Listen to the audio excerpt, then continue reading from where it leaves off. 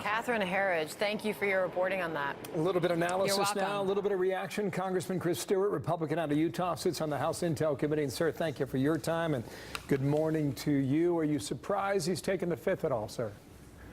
Not at all, and I suspect there will be others as well. You know, I was listening to Catherine's reporting, and I agree with Mr. Simpson's attorney when he said a foreign power sought to influence our election, and the truth is that his client, Mr. Simpson, was a willing accomplice in that.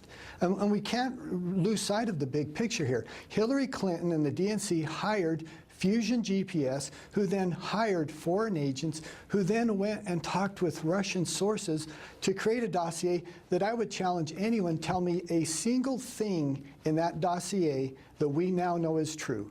Because there's nothing in it. And if you ask the FBI that question... Yeah, I apologize, but if others are going to take the fifth, to what end? Where does this take us? What happens with subpoena power? What would be the forecast there, sir? Well, you know, this isn't something that's winding down. We've had much of this information on the Intelligence Committee for several years now, or in some cases little less than that, but for quite a long time. But the wheels of justice turn slowly, as we like to say, and that's frustrating for some people. But there are a number of people now who have some very serious questions that they have to answer in a more public way than they've been able to or been forced to in the past. And I suspect others will be pleading fifth, or there will probably be criminal prosecutions, including, I would hope, from some officials in the Department of Justice and the FBI who simply haven't been honest with Congress and with the American people of the role that they played in this.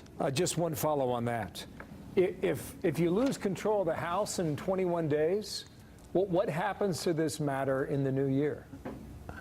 Then we start this absurd investigation into hookers in Russia and how they were with Mr. Trump and some of the other just kind of nutty things that some of my companions on the Intelligence Committee want to focus on instead of focusing on the most obvious facts that we have before us. We know what the Department of Justice officials did. We know they went before FISA and did not reveal to them the source of this information. We know they've come before Congress and haven't been honest, or at least their stories are extremely inconsistent.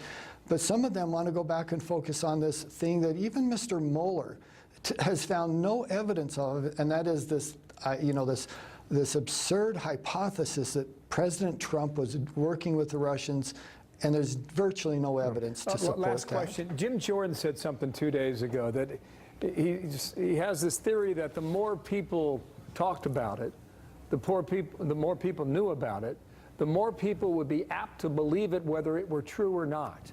Do you think that was at play here during 2016? Well, I want to understand your question. You say the more the accusation is made that the Trump campaign colluded with the Russians? Here's what he said. The more people you have talking about the big lie, which was the dossier, the more apt people are to believe it, and that was the technique they used. What do you think of that?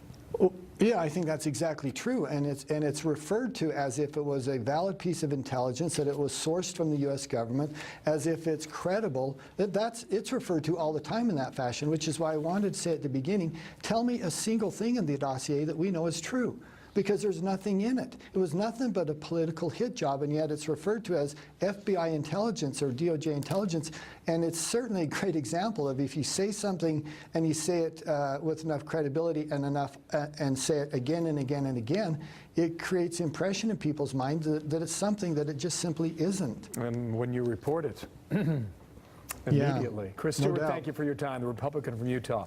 Thank you, sir. Thank you.